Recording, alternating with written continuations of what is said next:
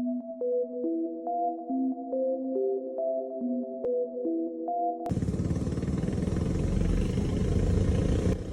I first started it up, cut back off, I never really did that. It was always the first pull. Once I started it up, it was running a little funky. I was like, all right, let it warm up. Let it warm up for a little while. It cut off again. Started it back up. Now it's warm. It's still running a little funky, but I said, let me just go ride it. So it's taking this ride so I can see how fast it goes with me on it. It didn't handle too well. Yesterday it was a little faster. And then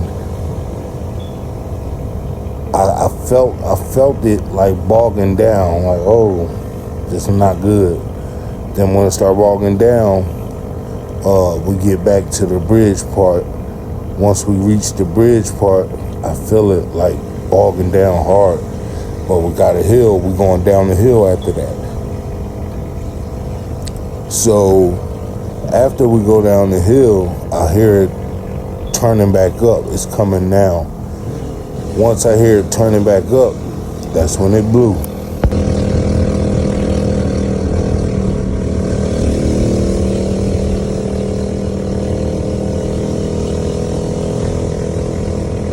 The rods are about to exit the chat now.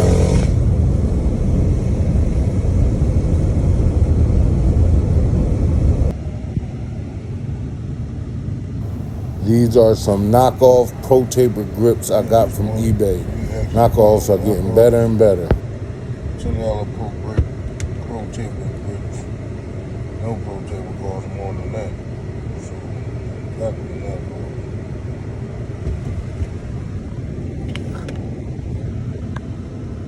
Look good. What's all this about?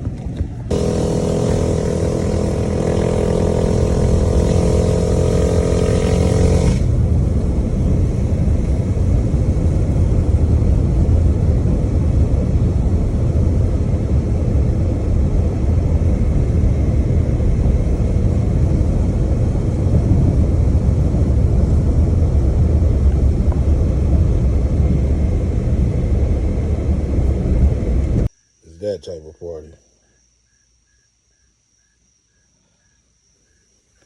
Blown up. And fire. Think I was going right there. Well, that's what happened. Slung a ride. Hold straight to the block. Let's see what the 212 do. Can it hold a fat boy? Was this my fault or was this builder? He knew what he was telling me.